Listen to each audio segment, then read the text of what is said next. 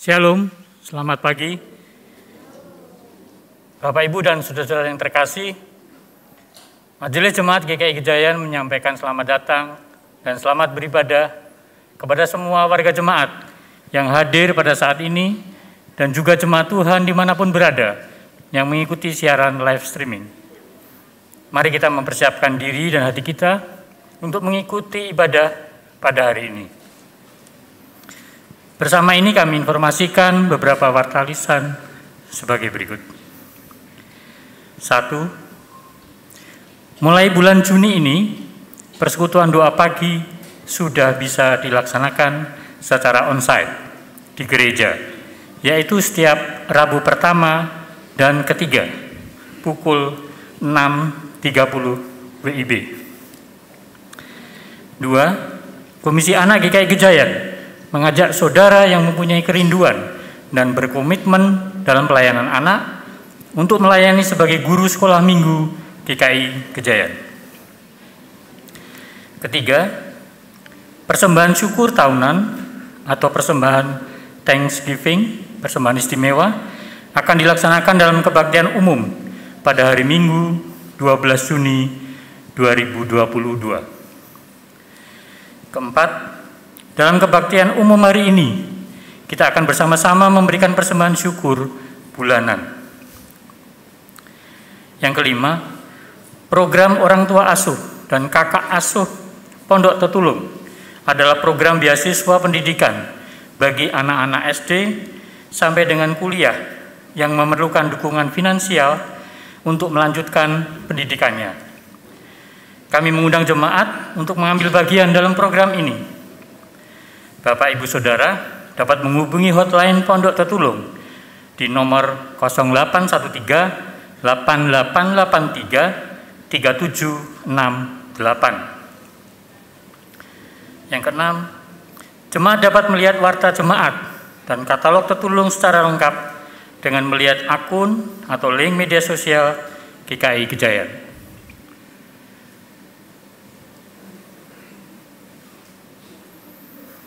Ibadah hari ini dalam rangka Pentakosta dengan tema United in Wholeness, bersatu dalam keutuhan. Pelayan firman Pendeta Paulus Lee. Sebelum kita memasuki saat teduh, mari kita menyaksikan persembahan pujian dari paduan suara Yohana.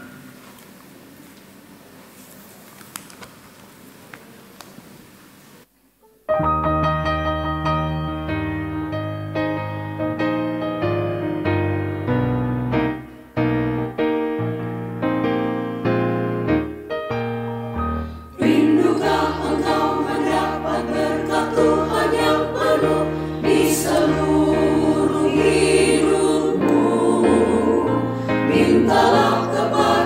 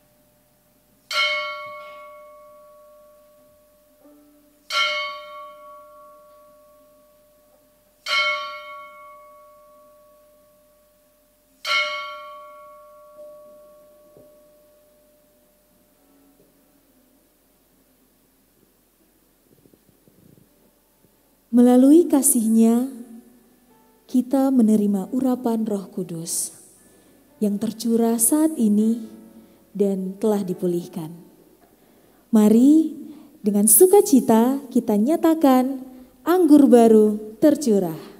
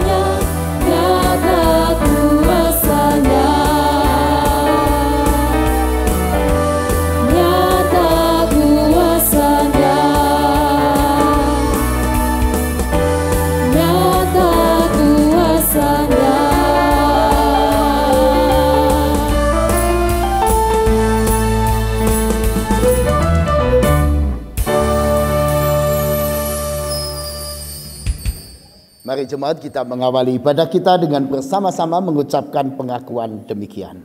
Pertolongan kita adalah di dalam nama Tuhan yang menjadikan langit dan bumi, yang kasih setianya tetap untuk selama-lamanya, yang memelihara umat manusia di tengah pergumulan dan goncangan kehidupan.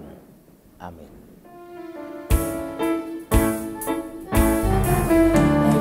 Shalom.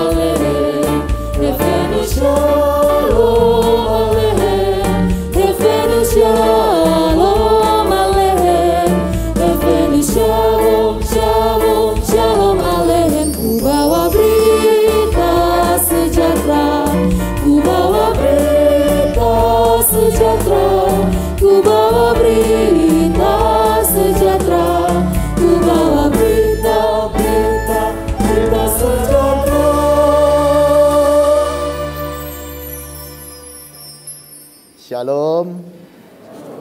Kita bersukacita karena pada hari ini kita merayakan Pentakosta.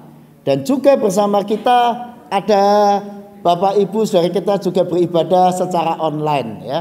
Baik di rumah melalui Zoom maupun melalui YouTube. Dan kita bersyukur karena juga ada yang setia melalui Zoom sehingga kita bisa berdialog ya. Ada Pak Monovan, ada Bu Hening, Pak Indra, halo semuanya, apa kabar? Wah, Pak Indra posisi ada di mana ini? Halo Pak Indra, ada di mana nih posisinya ini? Sudah di Indonesia? Ya, puji Tuhan, sudah ketemu lagi. Ya oke, senang ketemu dan pasti ada banyak Bapak Ibu saudara kita yang juga menikmati ibadah secara online di rumah. Dan kiranya sekeluarga menikmati berkat Tuhan juga di masa Pentakosta ini. Kalau Bapak Ibu mau didoakan silahkan diketik di chat, nanti kami akan doakan. Ya, mari kita akan bersama-sama memuji nama Tuhan. Kita sambut anak-anak kita.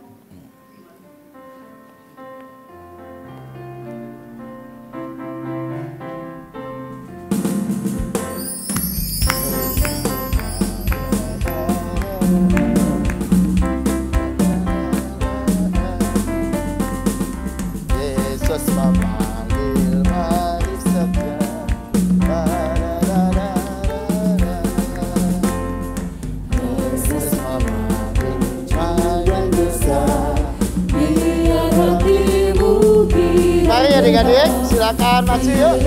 Anak-anak sekolah minggu boleh maju.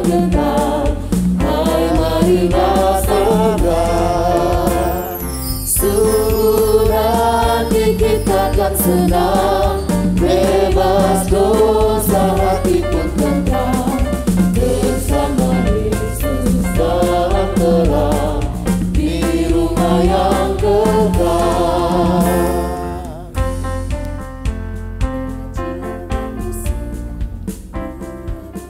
Ya, mari kita kasih semangat anak-anak kita dulu. Karena ini sekolah minggu pertama setelah 2 tahun tidak sekolah minggu. Tidak sekolah minggu onsite maksudnya ya. Ini anak-anak kita akan sekolah minggu kembali. Mulai hari ini kelas besar dulu. Minggu depan kelas besar dan kelas sedang. Minggu depan lagi kelas besar, sedang dan seterusnya. Sehingga lalu kita mulai kembali ke sekolah minggu new normal ini. Nah, sekarang adik-adik bisa menghadap Kak Paulus. Ya.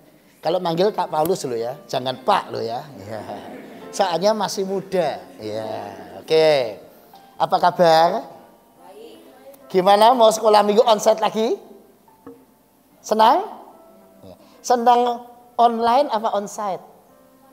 Onsite ya, sudah bosen ya online terus ya. Ya, Kak Paulus juga dan guru-guru semua jemaat pingin melihat adik-adik semua lagi.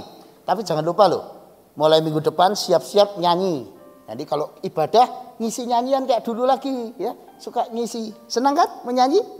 Oke, sekarang Bapak Ibu mari kita dukung anak-anak kita akan beri mereka berkat supaya mereka makin bersemangat dalam beribadah. Adik-adik berdoa ya. Kak Paulus sampaikan berkat Tuhan. Ya Tuhan, berkatilah anak-anak kami yang mulai hari ini akan kembali memulai sekolah minggu secara tatap muka kembali bersama teman-teman mereka. Dan sebagian juga akan sekolah minggu masih secara online. Biarlah sekolah minggu model hybrid ini menjadi berkat buat anak-anak kami. Berkati mereka supaya bersemangat dan lindungi mereka, kesehatan mereka dari segala bahaya. Kami mohon berkat-Mu juga untuk guru-guru sekolah minggu supaya semuanya bersemangat melayani. Di dalam nama Tuhan Yesus kami serahkan anak-anak kami, kehidupan mereka, studi mereka, masa depan mereka, dan pertumbuhan iman mereka dalam pertolongan Tuhan. Tuhan memberkati engkau kini sampai sepanjang masa. Amin. Semangat ya. Kecil dan besar, biar hatimu yang benar. Bila Yesus jangan gentar, hai mari datanglah. Sudah kita senang, bebas dosa hati pun tenteram. Bersama Yesus dalam terang, di rumah yang kekal.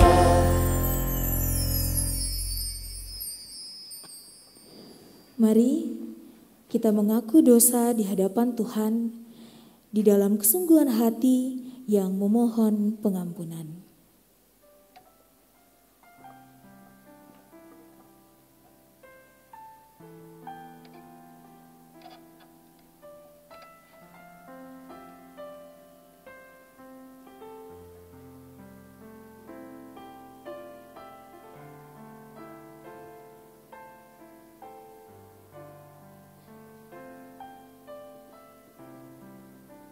Inilah doa serta pengakuan dari kami Tuhan. Amin.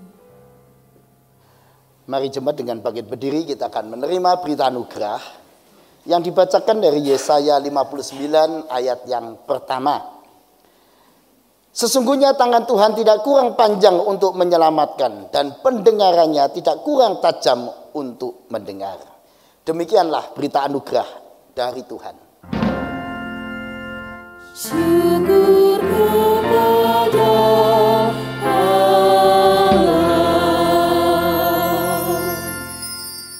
Saudaraku, mari kita siapkan hati untuk menerima Roh Kudus hadir di sini.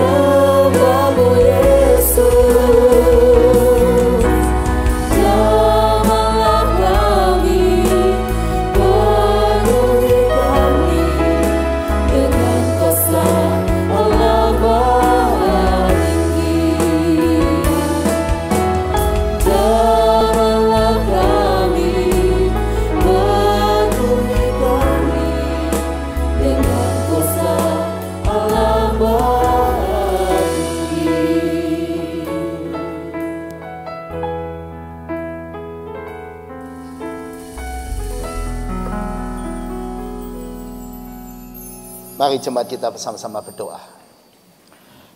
Ya Allah Roh Kudus, terima kasih kalau selalu Engkau hadir dalam hidup kami.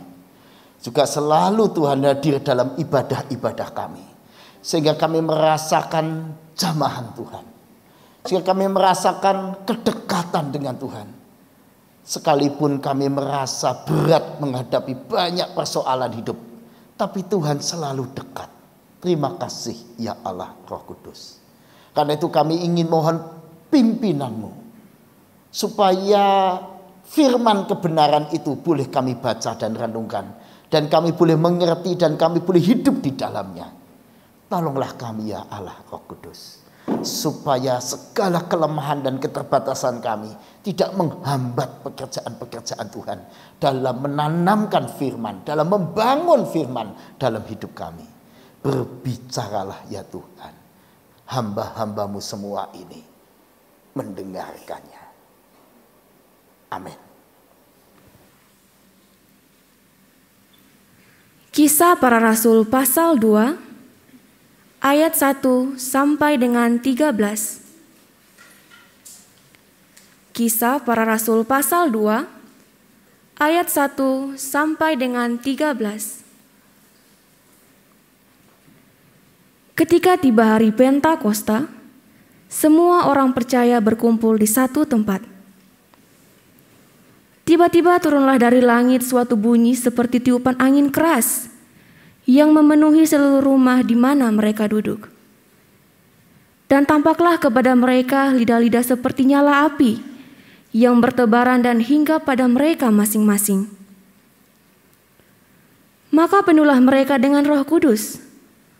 Lalu mereka mulai berkata-kata dalam bahasa-bahasa lain, seperti yang diberikan oleh Roh itu kepada mereka untuk mengatakannya. Waktu itu di Yerusalem, diam orang-orang Yahudi yang saleh dari segala bangsa di bawah kolong langit. Ketika turun bunyi itu, berkerumunlah orang banyak. Mereka bingung karena mereka masing-masing mendengar rasul-rasul itu berkata-kata dalam bahasa mereka sendiri. Mereka semua tercengang-cengang dan heran, lalu berkata, "Bukankah mereka semua yang berkata-kata itu orang Galilea? Bagaimana mungkin kita masing-masing mendengar mereka berkata-kata dalam bahasa kita sendiri, yaitu bahasa yang kita pakai di negeri asal kita? Kita orang Partia, Media, Elam, penduduk Mesopotamia, Yudea dan Kapadokia, Pontus dan Asia, Frigia dan Pamfilia, Mesir dan daerah-daerah Libya yang berdekatan dengan Kirene, pendatang-pendatang dari Roma, baik orang Yahudi maupun penganut agama Yahudi, orang Kreta dan orang Arab. Kita mendengar mereka berkata-kata dalam bahasa kita sendiri tentang perbuatan-perbuatan besar yang dilakukan Allah."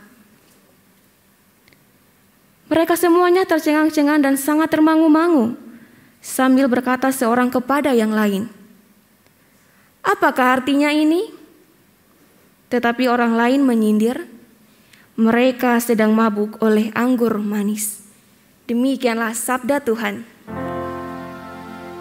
Syukur kepada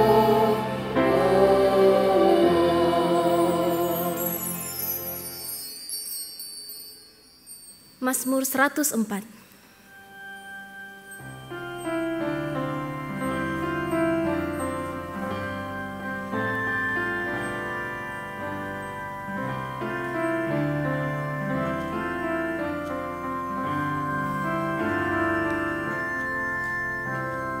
Datanglah Tuhan, kirimlah Roh-Mu, baruilah muka bumi. Datanglah Tuhan, kirimlah Roh-Mu, baruilah muka bumi.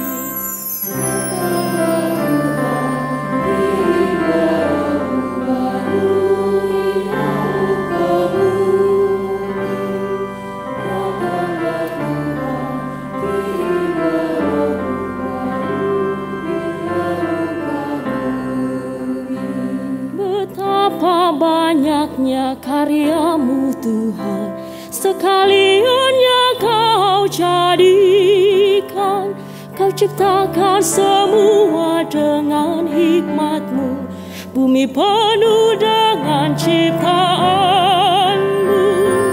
Datanglah Tuhan, kirimlah Roh-Mu baru, ilmu kami. Datanglah Tuhan, kirimlah Roh-Mu baru, ilmu kami. Lihat laut itu besar dan luas, binatangnya banyak tak terbilang, dan di situ berlayarlah kapal-kapal, Lewiatan bermain dengannya. Datanglah Tuhan, kirimlah Roh-Mu baru, ilmu kami. Datanglah Tuhan, kirimlah Roh-Mu baru, ilmu kami. Semua menanti Kau beri makanan, bila Kau memberi di pungutnya. Apabila Kau buka tangan-Mu Tuhan, mereka kenyang dengan kebaikan. Datanglah Tuhan, kirimlah Roh-Mu baru, ilmu kami. Datanglah Tuhan, kirimlah Roh-Mu baru, ilmu kami.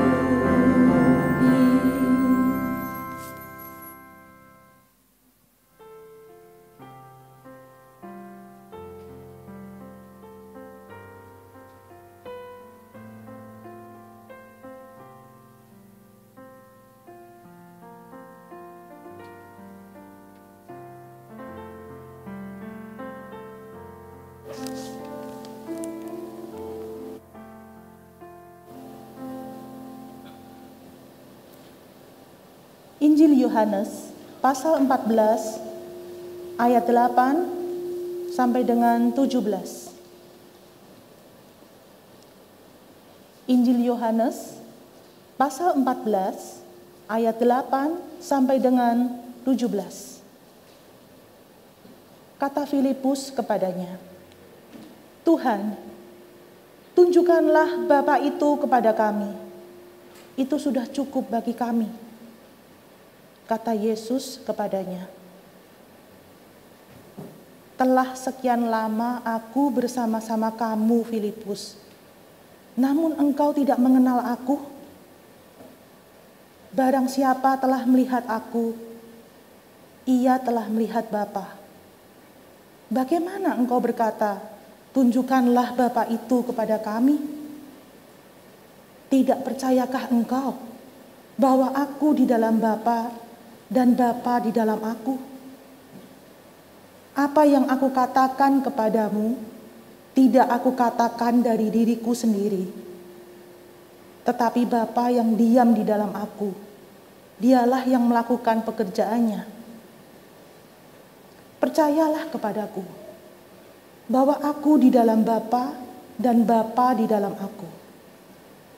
Atau setidak-tidaknya, percayalah karena pekerjaan-pekerjaan itu sendiri.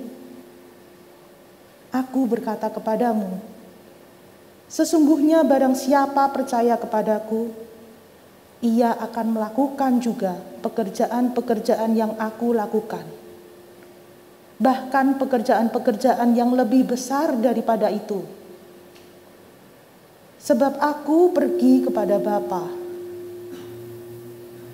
Dan apa juga yang kamu minta dalam namaku, aku akan melakukannya, supaya Bapa dipermuliakan di dalam Anak. Jika kamu meminta sesuatu kepadaku dalam namaku, aku akan melakukannya. Jikalau kamu mengasihi aku, kamu akan menuruti segala perintahku. Aku akan minta kepada Bapa, dan Ia akan memberikan kepadamu seorang penolong yang lain, supaya ia menyertai kamu selama-lamanya, yaitu Roh kebenaran. Dunia tidak dapat menerima dia, sebab dunia tidak melihat dia dan tidak mengenal dia. Tetapi kamu mengenal dia, sebab ia menyertai kamu dan akan diam di dalam kamu. Demikianlah Injil Yesus Kristus. Berbahagialah saudara yang menerima berita Injil, menyimpan dalam hati, dan menerapkannya dalam hidup sehari-hari.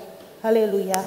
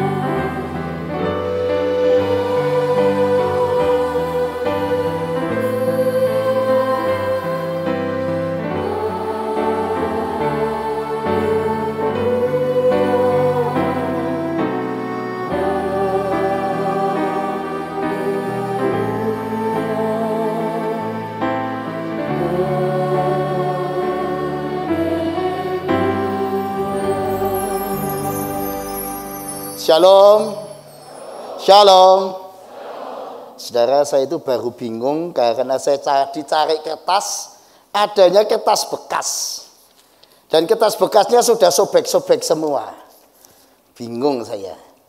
Ini enaknya kertas bekas sobek-sobek ini saya apakan ya? Mau saya pakai kok ya sudah sobek-sobek, bekas lagi, sudah ada tulisannya di baliknya. Kalau saudara punya kertas semacam ini akan Anda apakan? Ya sudah sobek ya sobek sekalian aja Pak. Tanggung Pak. Iya. Masa gini mau dipakai? Ya hemat sih hemat, tapi ya jangan keterlaluan Pak. Yang begini buang saja. Saya kira sebagian dari saudara dan saya setuju dengan sikap saya ini. Akan menyobek kertas yang sudah tidak utuh, yang sudah bolong-bolong. Ngapain ini dipakai? Saudara, saya ini menggambarkan kertas-kertas sobek-sobek ini seperti diri kita. Diri kita itu seperti atau mirip dengan kertas yang bolong-bolong dan sudah bekas ini. Yaitu penuh dengan kekurangan. Kalau saudara melihat diri saya, Anda melihat kehidupan saya dari pagi, saya bangun tidur sampai malam, pasti Anda sadar bahwa saya memang tidak sempurna seperti bayangan Anda. Hidup saya juga mungkin seperti kertas yang bolong-bolong ini. Banyak kekurangannya. Nah saudara, kalau ada seorang yang kekurangan dalam dirinya banyak, lalu berjumpa dengan orang lain yang kekurangannya juga banyak, lalu dia berdialog. Anda bisa bayangkan. Dua orang yang punya kekurangan berdialog dan menyatu, maka penyatuannya pasti tidak bisa utuh. Kenapa nggak bisa utuh? Lah karena dua-duanya sudah bolong-bolong Pak. Sudah nggak sempurna. Nah lalu kalau di dalam dunia, kalau sudah seperti ini penyatuan yang nggak utuh, nggak sempurna, lebih baik sobek-sobek saja. Udah nggak usah menyatu saja. Sebagian kita berpikir demikian. Mari kita lihat catatan kita ini. Inilah yang mau kita pergumulkan saudara. Betapa sukarnya menyatu dalam keutuhan, benar-benar utuh satuannya atau menyatunya utuh. Artinya menyatunya solid, sempurna atau benar-benar menyatu. Wah itu nggak gampang itu, nggak gampang. Di tengah bangsa kita yang kita cintai ini, kita mengharapkan persatuan Indonesia. Tapi harus diakui untuk menyatu, wah tidak gampang. Masih saja ada orang-orang yang tidak benar-benar menyatu di tengah bangsa ini. Masih ada orang yang terpaksa menyatu. Masih ada orang yang tidak tulus menyatu. Masih ada orang yang tertekan menyatu. Maka tidak heran konflik selalu ada, kepentingan-kepentingan mewarnai, saling menyakiti, bahkan kadang ada niat-niat negatif. atau saya sebut niat liar, ya. Tidak hanya dalam kehidupan bermasyarakat berbangsa, orang ingin mengutamakan kepentingannya dalam kehidupan rumah tangga. Saya kira juga tidak semua pasangan suami istri itu solid menyatu. Seringkali penyatuannya nggak sempurna. Kenapa bisa begitu? Ya, yang satu terpaksa menyatu. Mungkin dalam hatinya ada luka-luka seperti ini. Sudah bolong-bolong. Sang suami dan sang istri punya berbagai persoalan. Kalau menyatu yang nggak bisa, sudah penuh dengan luka-luka diri.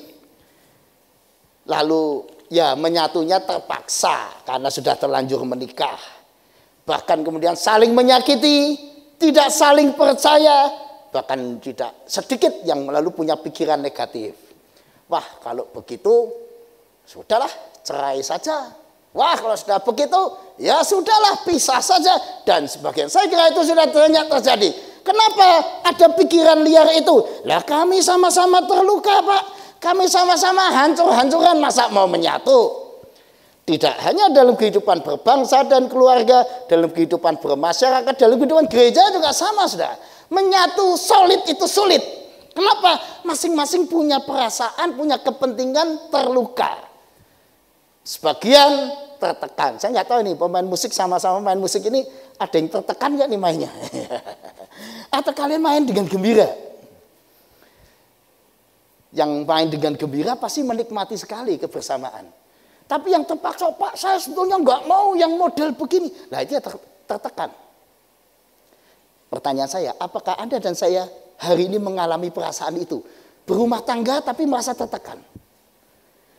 Bersekutu tapi merasa tertekan, terpaksa, Pak, saya sebenarnya nggak mau. Nah, mari kita lihat catatan kita ini. Mengapa itu bisa terjadi, saudara? Karena kita adalah pribadi-pribadi yang tidak utuh. Banyak bolong-bolong dalam kehidupan kita. Tidak utuh. Banyak yang lepas dari diri kita. Nanti kita lihat ya, apa dan bagaimana. Bagaimana dua orang, yang satu tidak utuh, yang satu tidak utuh, lalu berkeluarga. Ya, keluarga tidak utuh, menyatunya, saling menyakiti dan sebagainya. Mengapa kita pribadi tidak utuh? Ya karena kita masih manusia, Pak. Ada egoisme, keangkuhan, kita tidak dewasa, ada konflik of interest. Ada konflik kepentingan. Maka di tengah masyarakat, bangsa, negara ya terjadi clash. Kelompok-kelompok, apalagi menjelang pemilu ya, kita doakan supaya pemilu yang sebentar akan kita hadapi tahun 24 tidak lagi membuat persoalan tajam di tengah masyarakat, tapi menjadi tetap satu walaupun ada perbedaan kepentingan. Ada orang yang punya haus akan kekuasaan, abuse of power. Ada ideologi masing-masing. Saya ingin Indonesia kayak begini, saya ingin Indonesia kayak begini, maka sulit ya menyatu. Di tengah gereja juga sama, saya maunya begini, saya maunya begitu. Nah, semuanya itu makin parah karena masing-masing kita punya luka, ya, luka-luka. Waduh, seperti kertas yang bolong-bolong ini, punya luka batin, pengalaman buruk, merasa saya korban dari penyatuan ini. Wah, ada istri atau suami yang merasa saya ini terpaksa ini menikah, mempertahankan pernikahan karena saya ini korban. Ada yang begitu. Ada yang terhasut oleh suara hati. Kamu ini sebagai suami nggak dihargai, kamu ini sebagai anak nggak pernah diperhatikan. Kamu ini, ada suara hati. Dan kalau kita mengikuti hasutan itu, wah, kita bisa mengalami lebih banyak lagi kehancuran dan tahu-tahu perasaan kita bisa merusak hubungan kita dengan orang lain. Saudara, prasangka negatif itu memang wah ngeri sekali. Maka tidak heran sulit ya menyatu ya. Saya pernah mendengar ini, wah kalau orang Kristen itu loh orangnya tuh sombong-sombong. Waduh, sebagai orang yang Kristen ya saya merasa apa iya tuh orang Kristen sombong-sombong ya. Tapi bisa jadi ada prasangka itu di hati saudara-saudara kita. Karena itu kita harus menunjukkan sesuatu yang positif. Tapi jangan-jangan juga kita sendiri punya prasangka pada orang lain. Maka begitu Paskah kemarin kita punya ibadah-ibadah etnik kan. ibadah berbagai macam dari Toraja, ada ibadah Batak, ya, dan macam-macam. Wah, kita melihat ternyata suku-suku di Indonesia itu memiliki budaya yang indah, ya, luar biasa. Tadinya saya nggak menyangka betapa indahnya budaya-budaya itu. Wah, baru sadar, luar biasa, ya. Melalui ibadah etnik kita melihat keindahan tiap-tiap suku. Nah, saudara, karena kita nggak paham, munculnya prasangka. Wah, kalau suku itu tuh mesti begini, mesti begini. Nah, ini bisa merusak penyatuan, sulit menyatu. Atau karena kita orang yang keras kepala, tidak mau berubah. Nah, yang jelas dari ilmu psikologi kita diingatkan, hati-hati loh. Jangan-jangan kita ini punya gangguan kepribadian. Nah, saudara, kalau lihat saya ini kan, wah, kelihatannya pendetanya keren, ya kan. Tapi kalau Anda merhatikan sungguh-sungguh, loh, banyak loh pria di dunia ini. Menurut catatan saya 2,4 sampai 4,41% pria itu punya gangguan kepribadian tipe A. Ya, tipe A itu paranoid. Ya, paranoid. Orang paranoid itu cemasnya berlebihan. Orang paranoid itu takutnya berlebihan, merasa terancam. Jadi 2-4% pria itu banyak yang semacam itu. Tentu saja banyak juga orang yang punya gangguan kepribadian paranoid. Punya prasangka yang ya, berlebihan, negatif. Sehingga sulit untuk mau menyatu dengan orang lain. Ya bisa sulit kalau punya sikap paranoid. Cemas berlebihan. Ada orang lain lagi gangguan tipe B. Yaitu kepribadian borderline atau kepribadian ambang. Yang sulit mengontrol emosi. Nah, ini katanya lebih banyak kaum wanita nih yang mengalami masalah borderline. 1-4 perempuan punya sikap seperti ini, ya, impulsif, tidak bisa mengontrol emosi, tahu-tahu meledak-ledak, wah, dan seterusnya. Nah, kalau sudah semacam itu, ya sulit ya berdialog dengan suaminya, dengan orang lain, karena punya gangguan kepribadian ambang. Atau sekelompok orang lain lagi punya gangguan kepribadian avoidant, menghindari komunitas. Kenapa? Karena merasa takut dikritik, punya perasaan tidak percaya diri, minder, self esteemnya rendah, dan seterusnya. Maksud saya adalah menyatu itu memang nggak gampang. Kadang-kadang persoalannya dari orang lain, tapi persoalan yang kadang juga dari diri kita sendiri. Kadang-kadang kita ini orang yang tidak dewasa, punya gangguan kepribadian. Nah, kalau jujur ya, diteliti betul, ya banyak di antara kita punya gangguan kepribadian. Termasuk saya. Sehingga karena itu kita sulit ya menyatu dengan orang lain, apalagi menyatu utuh. Wah. Lah pertanyaannya lalu bagaimana Pak kalau demikian?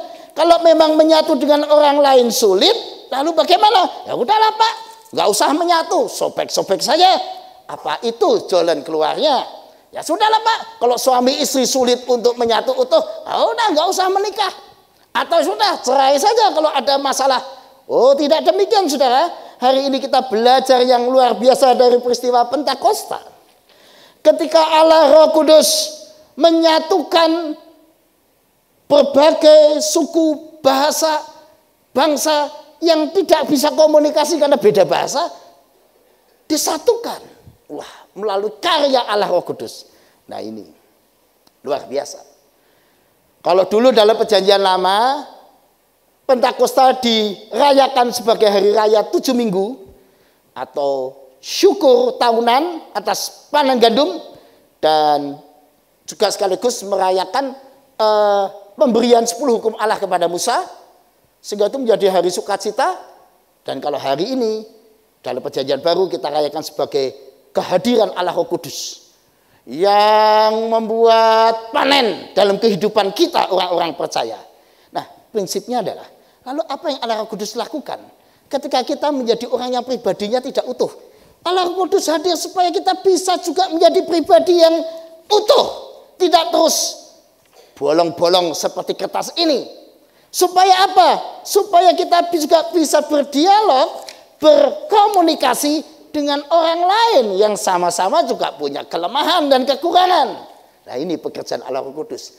Kalau dulu Allah Kudus membuat orang yang di Yerusalem mendengar karya Allah dalam bahasa mereka masing-masing, sehingga ada karunia bahasa-bahasa, ya. Yang tadinya nggak bisa ngomong bahasa Arab, tiba-tiba bisa ngomong Arab, sehingga orang Arab mendengar karya Allah dalam bahasa Arab. Yang tadinya tidak bisa bahasa Aram, tahu-tahu bisa ngomong bahasa Aram. Yang tadinya tidak bisa ngomong pakai bahasa Media, Partia, Mesopotamia, Kapadokia. Di sini ada sekitar 16 bahasa. Masing-masing bisa mendengar sesuai dengan bahasanya. Nah, kalau hari ini mungkin bahasa sudah banyaklah kita tahu. Kita bisa juga pakai Google Translate dan sebagainya. Tapi salah satu bahasa diri kita adalah kepribadian kita. Pribadi kita bisa menjadi bahasa diri kita yang sulit dipahami orang lain. Nah, ini yang mau saya bahas. Nah, tapi itulah Allah Roh Kudus bisa menyempurnakan kelemahan kita menjadi pribadi yang utuh, supaya kita bisa menyatu dengan suami kita, istri kita, anak kita, orang tua kita, orang lain secara utuh. Apa yang Allah Roh Kudus lakukan dalam hidup kita? Yang pertama, di dalam diri kita, dia akan memproses hidup yang baru. Proses hidup baru terjadi dalam diri kita. Allah Roh Kudus akan memberi kita kesadaran siapa Allah itu dan apa yang Allah sedang kerjakan. Karena itu lalu khotbah Petrus dalam Kisah Rasul 2 dari ayat 1 sampai 13 kan menunjukkan peristiwa turunnya Roh Kudus. Lalu ayat 14 sampai 28 dan terus dilanjutkan sampai ayat 40 cerita tentang khotbahnya Petrus. Menjelaskan Yesus turun sebagai karya Allah untuk menyelamatkan, untuk mengampuni dosa dan seterusnya. Seperti nubuat Nabi Yoel yang menceritakan karya Allah di dunia ini. Lalu singkatnya 3.000 orang bertobat. 3.000 orang menerima Kristus dibaptis hari itu. Saudara, jadi yang pertama saudara, kalau kita memang mau sembuh, mau bisa menyatu dengan utuh dengan orang lain, kita sendiri harus sembuh. Kita sendiri harus pulih. Nah, karena itu mari kita menerima, ya Allah Roh Kudus, lawatlah saya, supaya saya mengalami hidup yang baru. Apa yang harus terjadi dalam diri kita? Kita harus sadar akan Allah. Kita harus sadar akan Allah supaya lalu kita sadar akan diri, lalu kita sadar akan orang lain.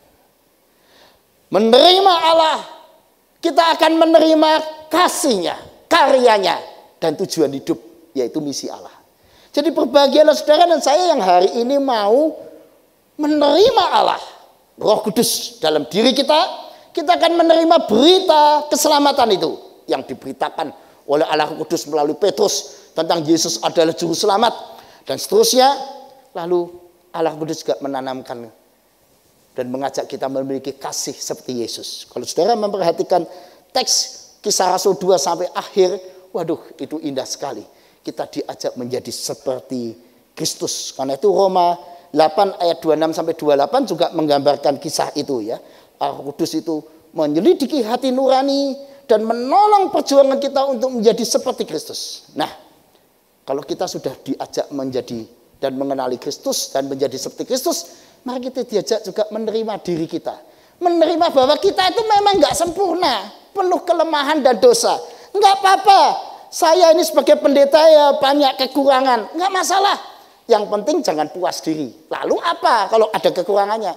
Jangan diam, ayo perbaiki diri kita, semampu kita. Ada Allah Roh Kudus yang bisa menolong kita memperbaiki diri.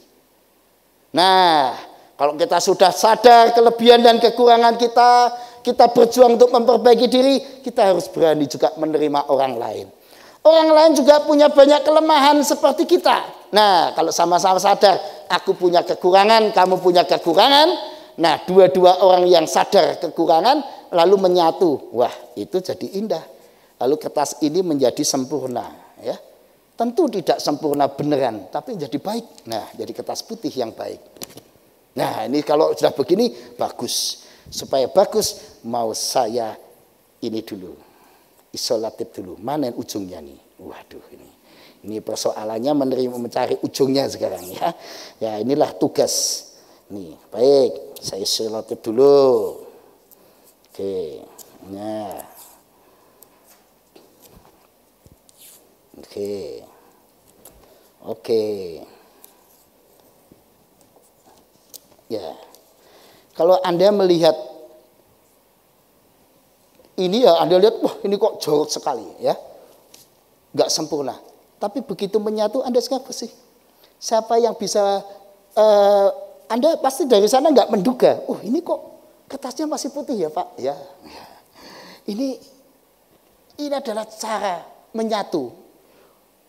Dua orang yang penuh kekurangan menyatu, sekelompok orang yang penuh kekurangan menyatu menjadi utuh, menjadi saling melengkapi. Nah, inilah kehidupan saya, kehidupan saudara dengan orang lain. Kalau lihat belakangnya ya, wah jelek sekali. Ini kertas bekas, tetapi bersama Roh Kudus kita dimampukan menyatu secara utuh. Menerima Allah, menerima diri, menerima orang lain. Akhirnya bersama Roh Kudus kita diajak mengalahkan, bisa pelan-pelan mengalahkan sikap egois, kepentingan-kepentingan yang selama ini maunya kita menangkan, emosi, pikiran-pikiran yang beracun dalam diri kita. Hasutan iblis. Wah, iblis suka menghasut ya. Yang buat kita bisa selalu emosi dengan orang lain. Nah, yang kedua Saudara, apa yang terjadi ketika kita menerima Allah Roh Kudus? Allah Roh Kudus itu memandang kita itu berharga. Pak, saya ini kan seperti kertas yang sobek-sobek tadi Pak. Wah, kertas yang enggak utuh. Saya ini kertas bekas yang enggak utuh. Ya, tapi Allah Roh Kudus tidak lalu menyobek-nyobek dan membuang kita. Tidak. Melainkan dia akan tetap memakai kita dalam segala kelemahan kita. Disekutukan dengan orang lain supaya menjadi utuh. Nah, Allah Roh Kudus menghargai tiap orang. Karena itu Kisah Rasul 2 kita lihat tadi ayat 1 sampai 4 ya. Semua orang percaya yang berkumpul di satu tempat di Yerusalem itu semuanya tanpa kecuali, tidak ada yang tidak. Mereka dipenuhi oleh Roh Kudus dan masing-masing dipakai berbahasa-bahasa lain sehingga melalui mereka dunia mendengarkan perbuatan-perbuatan besar dari Allah. Dunia mengerti tentang kasih Allah, dunia mengerti tentang Yesus juru selamat. Dari siapa? Dari tiap-tiap mereka yang sebenarnya ya murid-murid yang penuh kelemahan dan kekurangan seperti saudara dan saya. Tapi tiap-tiap kita orang percaya dihargai Allah menjadi agen-agen pemberita-pemberita karya dan kasih Allah. Karena itu jangan pernah menganggap dirimu rendah. Jangan pernah menilai dirimu tidak ada gunanya. Memang kita tuh punya kelemahan, memang. Tidak ada yang sempurna di antara kita. Tapi jangan pernah mengatakan saya nggak berguna bagi Tuhan. Jangan. Karena Allah memandang saudara dan saya, tiap kita berguna. Untuk apa? Di tangannya kita akan menjadi berita.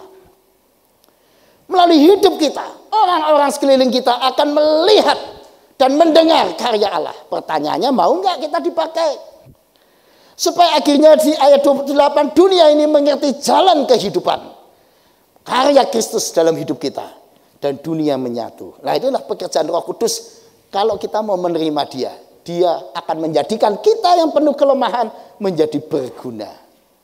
Tentu persoalan pertama adalah hambatan. Untuk menjadi pribadi yang berguna hambatannya banyak.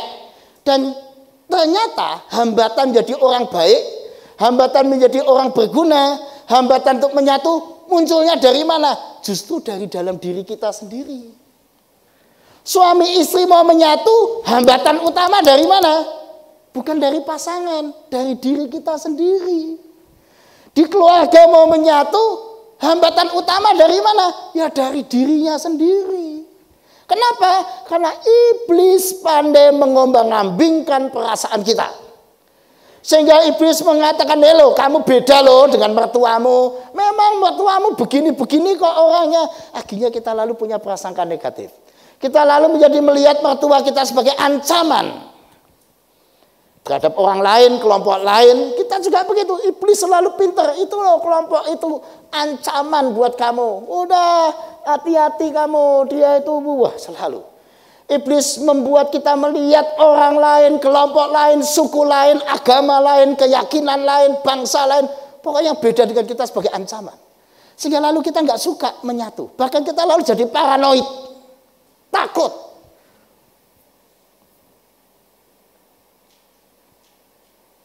Pernah anak-anak kita kemah bersama atau camp bersama dengan saudara-saudara kita lintas iman. Ada yang dari Muslim, ada yang Buddha, Hindu, lintas iman.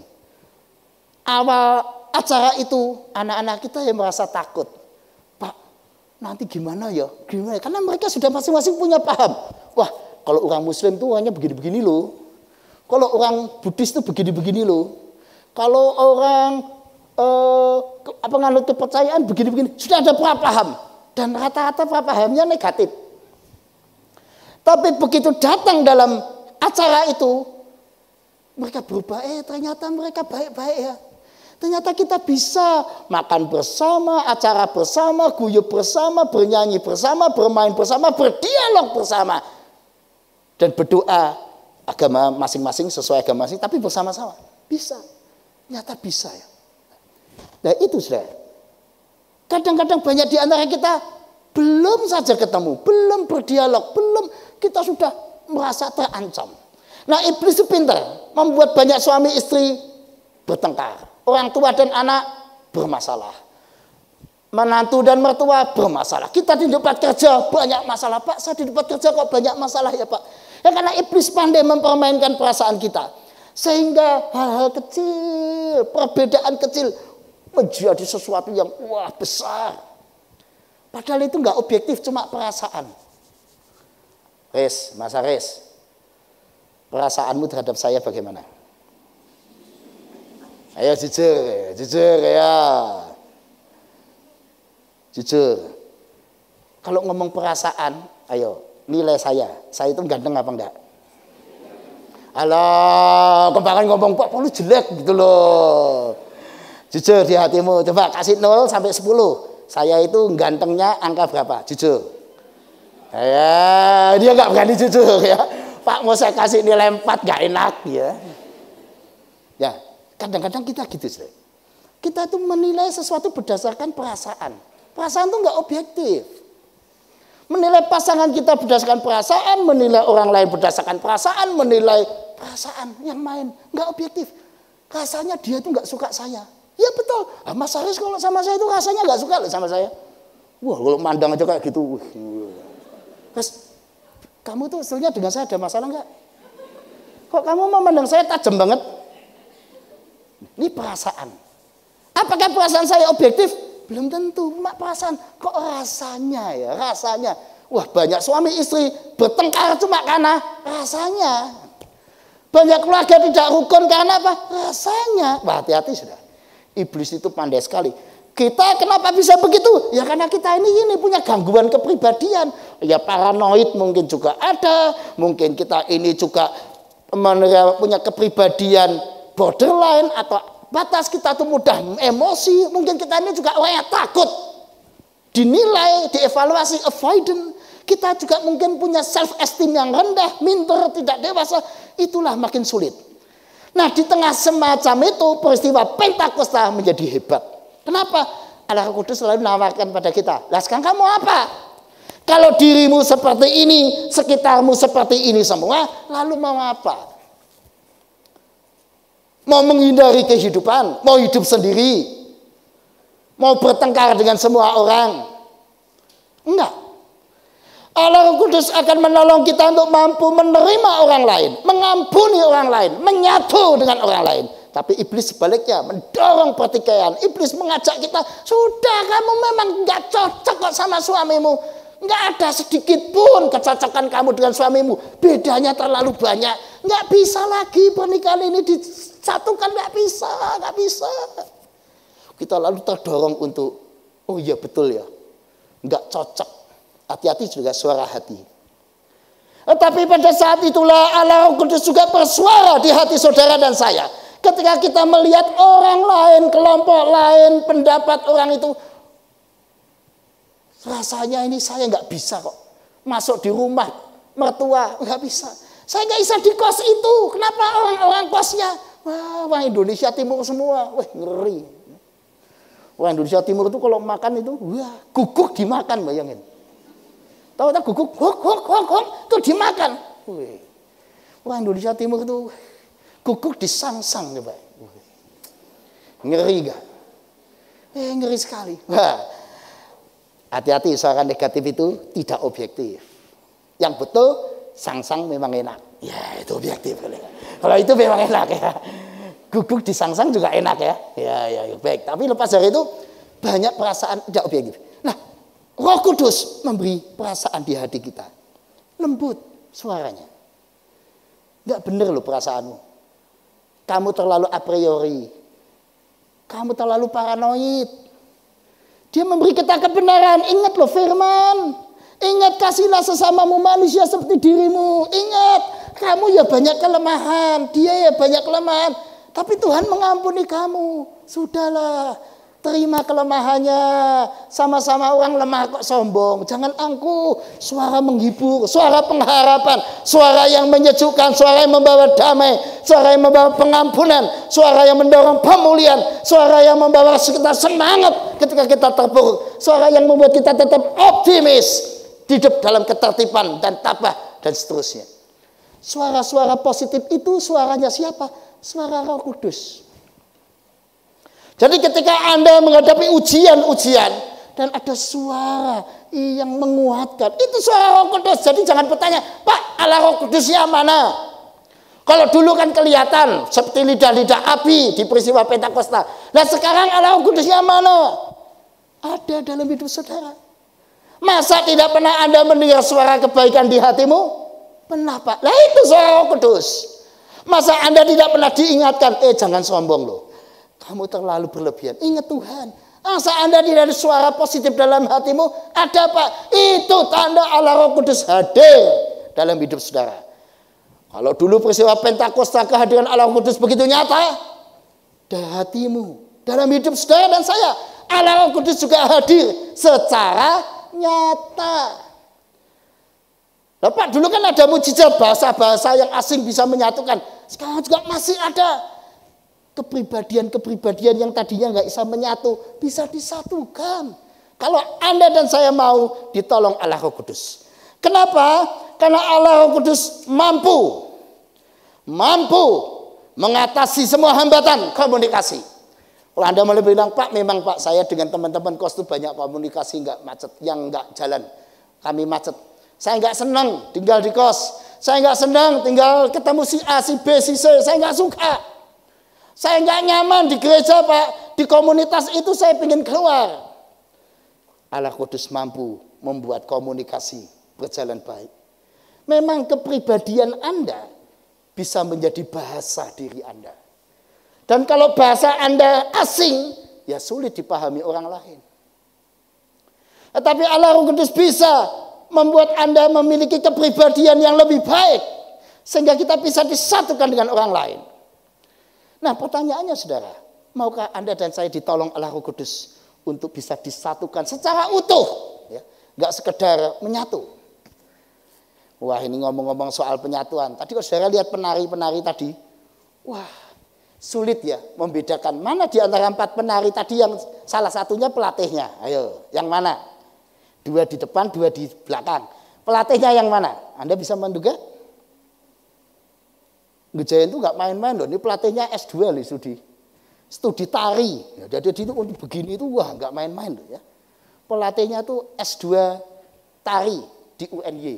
Wah, namanya kok saya nggak salah siapa tadi? Sisil ya, betul ya. Itu yang mana? Yang paling belakang kanan. Ya, itu pelatihnya ya. Yang mau saya katakan begitu menyatunya mereka. Sampai kita nggak tahu ini pelatihnya yang mana ya.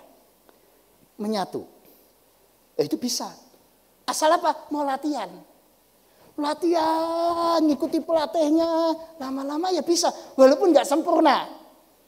Tapi bisa, jadi bagus. Saudara, saya ingin berkomunikasi dengan suami, dengan istri, dengan orang lain. Pak, saya kok sulit ya memahami dia. Ya latihan. Bersama Roh Kudus terangi saya. Biarlah firman-Mu mengingatkan saya. Jangan sombong, jangan angkuh, mengampuni, rendah hati. Latihan. Lama-lama Anda akan bisa berkomunikasi. Dan itu akan membangun sukacita. Kisah Rasul 2 ayat 28. Orang banyak yang datang mendengarkan khotbah Petrus itu, mereka bersukacita mendengarkan tentang Kristus Juru Selamat, menemukan jalan kehidupan, jalan keselamatan. Dan kalau orang lain bersukacita, tentu kita juga bersukacita. Nah, itulah panggilan kita, saudara, membuat orang lain bersukacita karena perubahan diri kita, karena karya Allah dalam diri kita, sehingga kesaksian kita membuat sukacita orang lain. Akhirnya kita bisa disatukan dengan indah dengan orang lain. Bisa seperti tema kita, bersatu dalam keutuhan. Suami, istri, orang tua, anak, mertua, menantu, dalam kehidupan masyarakat, di kos, di tempat kerja, di gereja. Bisa, asal apa? Asal Anda mau, asal mau. Saya serahkan segala perasaan negatif ini di tangan Allah Roh Kudus. Pulihkan saya. Roh Kudus bisa menyatukan kita dengan siapa saja. Termasuk yang beda keyakinan dengan kita, beda kepercayaan. Bisa kita menyatu. Bersama-sama bersinergi, membangun. Selama kita mau. Pertanyaannya, maukah kita menyerahkan hidup kita di tangan Tuhan? Sehingga lalu tanpa Anda sadari, Anda biasa saja kuliah, biasa saja ujian itu biasa. Tahu-tahu hidup Anda jadi kesaksian. Nggak usah heran tiba-tiba orang berkata, kamu kok beda ya? Kenapa? Nah, kemarin waktu ujian saya lihat banyak orang nyontek, kamu sendiri yang nggak nyontek. Kamu kok bisa ya? Oh ya, saya kan takut sama Tuhan. Walaupun nggak diawasi dosen atau dosennya lengah, saya tahu ini ujian nggak boleh nyontek ya, saya nggak nyontek. Karena saya diawasi Tuhan. Oh, kesaksian. Ketika Anda bekerja, ketika Anda dalam hidup sehari-hari, Anda sedang menjadi kesaksian. Karena setiap Anda dan saya berharga, mau dipakai jadi berita Injil. Karena itu siap-siaplah, jadilah berkat. Tapi mulai dari mana? Dari dirimu sendiri harus mengalami pemulihan. Jadi kesimpulannya, apakah hari ini Anda punya problem hubungan dengan orang lain? Punya problem kebersamaan dengan orang lain? Siapapun itu. Pak, saya punya problem rumah tangga kami nggak menyatu dengan utuh. Kami kesatuannya, wah Pak, jelek sekali. Kami sering bertengkar. Tetapi kalau saudara dan saya punya persoalan dengan orang lain, mau hari ini menyerahkan hidupmu di tangan Tuhan. Tuhan bisa menjadikan hidupmu yang penuh dengan masalah kekurangan akan menyatu dengan baik dengan orang lain. Tentu tidak sempurna, tetapi ada pekerjaan Allah yang terus bekerja. Seorang ibu berumah tangga 15 tahun. Ini kesaksian yang dia beritakan bagus sekali ya. 15 tahun berumah tangga, pisah, bertengkar dengan suaminya tiap hari, pisah. Sudah pisah 6 tahun. Jadi kalau ngomong soal perpisahannya, ini pisahannya sudah betul-betul pisah. 6 tahun pisah udah. Tapi ibu ini kemudian bekerja di sebuah perusahaan garmen. Perusahaan garmen dia bekerja. Perusahaan garmen itu pemiliknya, saya sebut saja Tante Tan. Ya, namanya Tante Tan. Itu Tante Tan ini suka menyetel lagu-lagu rohani. Lagu-lagu rohani. Simpel kan? Apa hebatnya lagu rohani? Tetapi tanpa disadari Tante Tan, lagu rohani ini menyentuh ibu ini. Kata-kata lagu rohani ini menyentuh dia.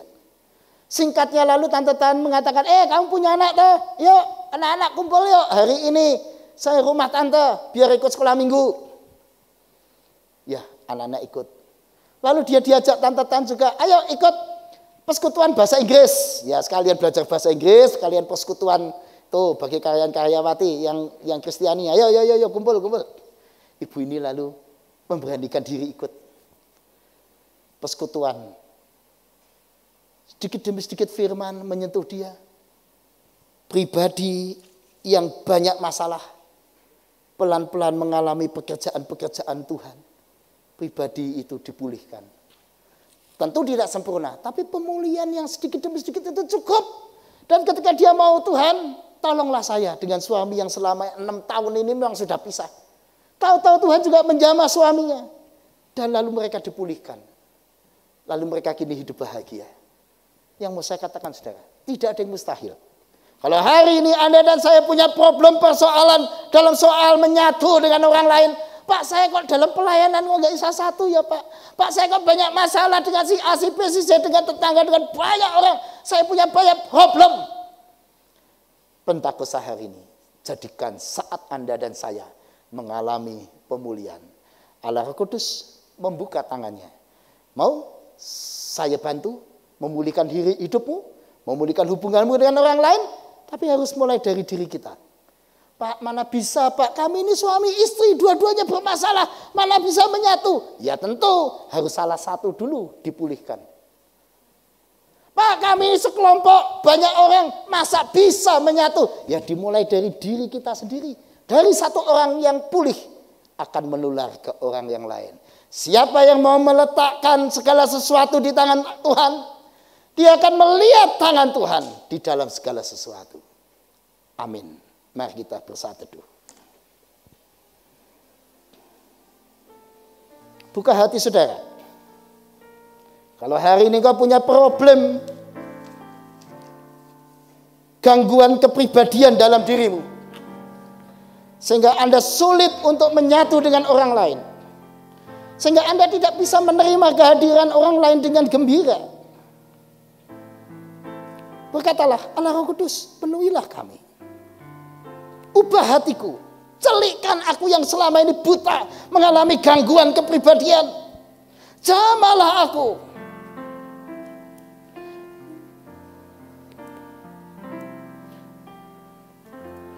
Allah Roh Kudus, penuhi kami. Ku rindu kau selalu dalam hidupku. Kau selalu dalam hidupku. Allah Roh Kudus, ubah hatiku.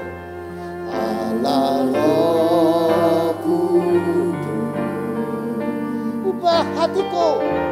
Sembuhkan aku. Celikkan mataku yang buta, yang tidak melihat kehadiran Tuhan. Samalah ku rindu hadiratmu. Ku sembah ku kudus, kudus, kuduslah Tuhan, dan ku sanjung Kau.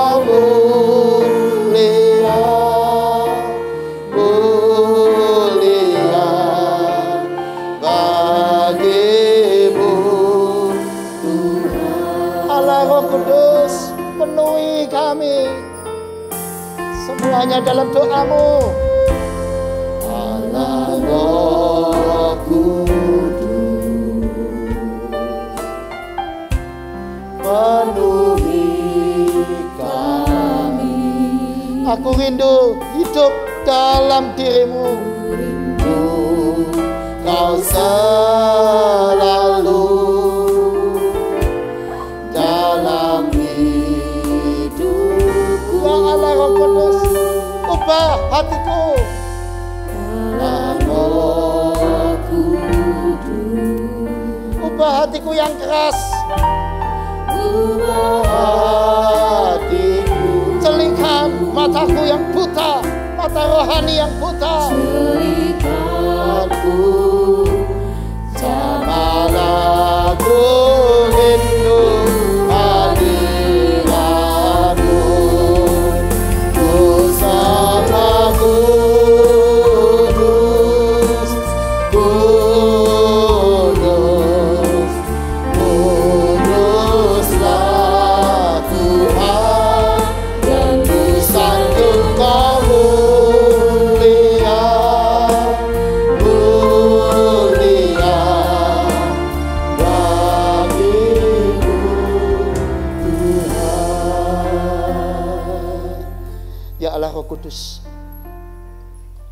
Jujur kami malu di hadapan Tuhan.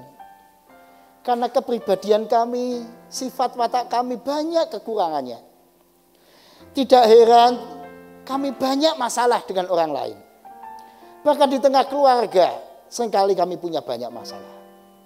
Tetapi peristiwa Pentakosta ini kiranya menyadarkan kami bahwa masih ada harapan buat kami untuk mengalami pemulihan diri, menjadi pribadi yang lebih utuh, dan mengalami penyatuan yang utuh dalam keluarga, dalam kehidupan, dalam keseharian. Kami serahkan diri kami dalam tangan. Proseslah kami supaya kami mengalami pemulihan-pemulihan dan kesembuhan batin, kesembuhan kepribadian yang sakit. Di dalam nama Yesus, kami serahkan hidup kami, keluarga kami, persekutuan di gereja kami, juga masyarakat kami Indonesia dalam tangan-Mu. Karena itu kami mau bersyafaat untuk Indonesia, supaya tetap menyatu, kuat. Sekalipun makin mendekati tahun 2024, makin terasa ada begitu banyak isu-isu menjelang pemilu 2024. Tapi biarlah Tuhan tetap menjaga kesejukan dan kesadaran kami untuk menyatu sebagai bangsa. Kami juga berdoa ya Tuhan untuk upaya-upaya menemukan anak Eril, putra dari Bapak Ridwan Kamil, yang masih belum ditemukan di Sungai Are, Swiss. Biarlah pencarian Eril boleh berhasil dan menjadi penghiburan buat keluarga. Tuhan, kami juga berdoa buat semua keluarga dan seluruh Indonesia yang hari ini masih berjuang untuk hidup sehari-hari, untuk makan dan minum, untuk pendidikan, untuk kesehatan. Semua yang sedang berjuang, oh Tuhan, kasihanilah mereka, tolonglah mereka. Dalam tangan-Mu Tuhan kami serahkan semua doa ini.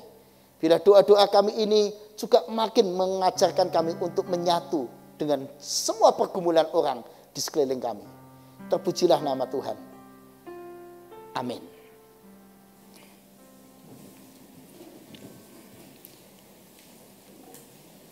Mari bersama seluruh orang percaya di segala tempat dan di sepanjang segala abad, kita akan mengikrarkan pengakuan iman kita berdasarkan pengakuan Imam Rasuli yang demikian.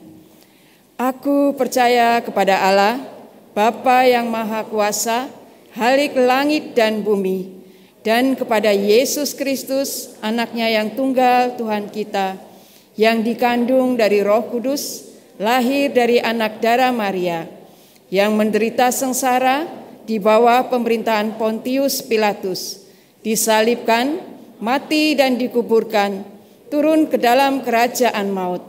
Pada hari yang ketiga, bangkit pula dari antara orang mati, naik ke surga, duduk di sebelah kanan Allah, Bapa yang Maha Kuasa, dan dari sana Ia akan datang untuk menghakimi orang yang hidup dan yang mati. Aku percaya kepada Roh Kudus, gereja yang kudus dan am, persekutuan orang kudus, pengampunan dosa, kebangkitan orang mati, dan hidup yang kekal. Amin.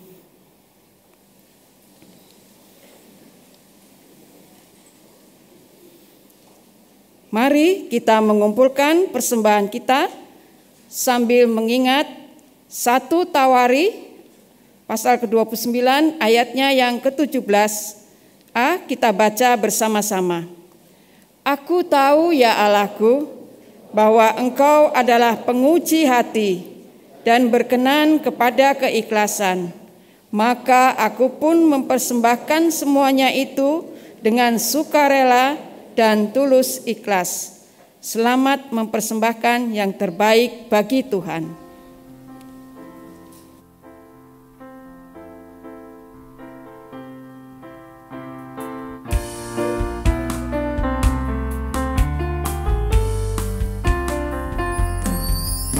Besarlah untungku jika Yesus milikku, bersuka jiwaku karena damai yang penuh. Meski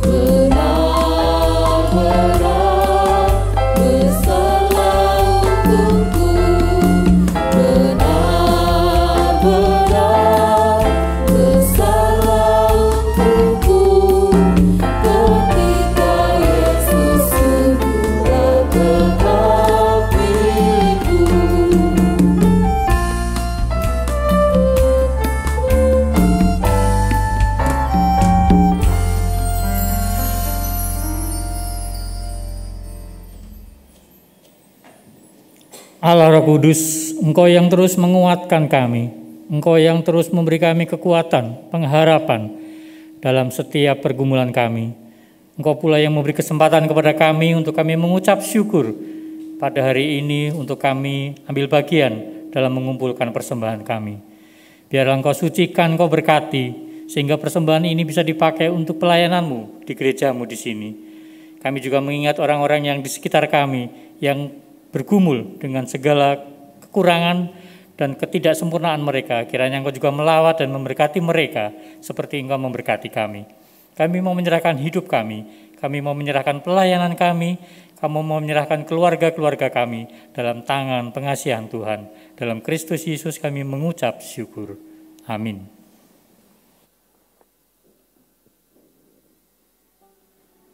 Mari kita kembali dengan meyakini, bersatulah dalam keutuhan oleh kuasa dari Roh Kudus. Dan sekarang waktunya untuk menyatakan iman kita di tengah dunia.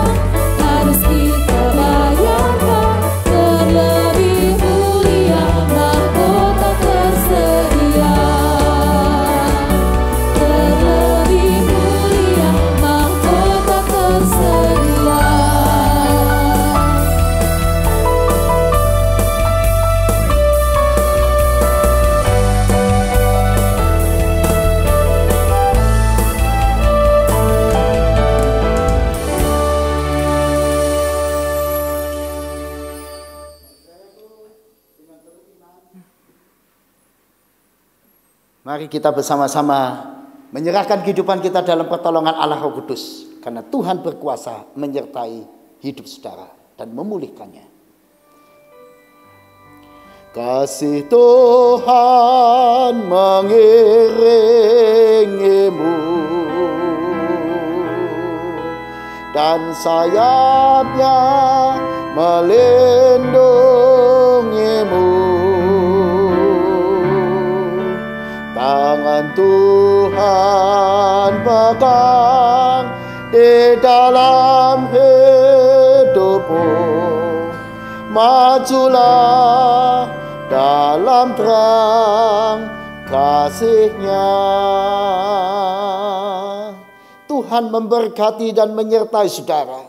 Khususnya Tuhan memberkati keluarga Ibu Restria, keluarga saudara Daniel Renhat, keluarga saudari Kesia, Erlina, Yomil, Novendianto, Ronaldo, Desiana, Denny Simbolon, Inglilado, Tatang Hartono, Mario, keluarga Ibu Ana Triana.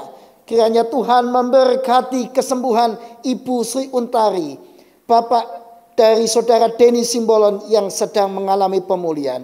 Tuhan memberkati mereka, juga memberkati saudara sekalian. Tuhan memberkati engkau dan melindungi engkau. Tuhan menyinari engkau dengan wajah-Nya dan memberi engkau kasih karunia. Tuhan menghadapkan wajah-Nya kepadamu dan memberi engkau damai sejahtera. Amin.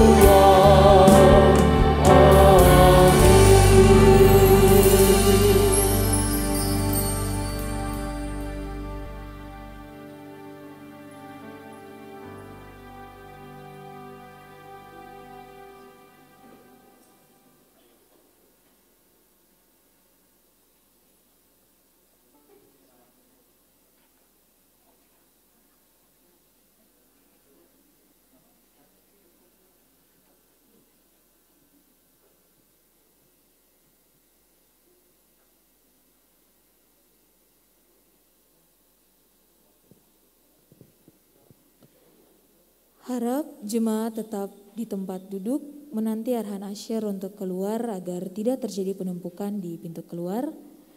Bapak Ibu di YouTube yang ingin mengikuti fellowship bersama pendeta, penetua dan pembina dapat bergabung ke link Zoom sebagai berikut. Selamat berkarya di pekan yang baru. Tuhan Yesus memberkati.